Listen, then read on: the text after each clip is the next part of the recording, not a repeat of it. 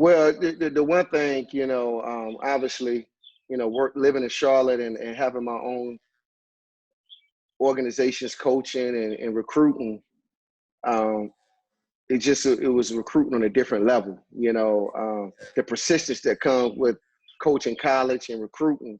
I mean, there's no downtime. You got to be by your phone 24 hours of the day and be willing to pick up the call and talk to kids and just have general conversations. And that's the thing that I've noticed that's a little different, and then with doing the NFL internships, it's just completely different. But me having 5 kids, I was sort of prepared for it and ready and have been accustomed to it. So it's been an easy transition for me. So that's the one difference I would say, the recruiting, talking to coaches all day, every day, taking, highlight tapes and people sending you stuff all day, every day once they know that you're coaching, and just being able to look at all that stuff and making yourself available. That's been the one difference I would say.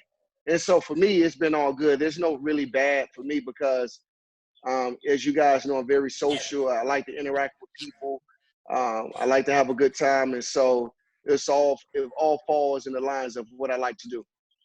Well, there's different nuances that comes with recruiting that, I had to adjust to in the beginning. Again, living in Charlotte and, I've come in contact with a lot of kids over the last 10 years here in Charlotte with me having, 2 older boys who played every sport there is, and me coaching all of those sports. And so, but just going through the process of what different coaches like. Everybody has different things that they like. Just like as a defensive back coach, my qualities and what I like in a position is going to be different from the next guy.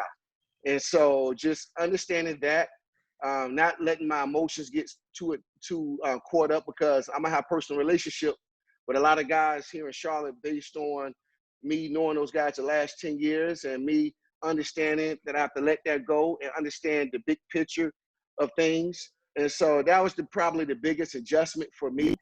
But it's been good, man. Just, being on the staff and learning from guys like Thig and, Coach Bateman, Coach Brown, and just listening to those guys, picking their minds and taking what I know and what I feel like I'm good at and combining it with those guys know.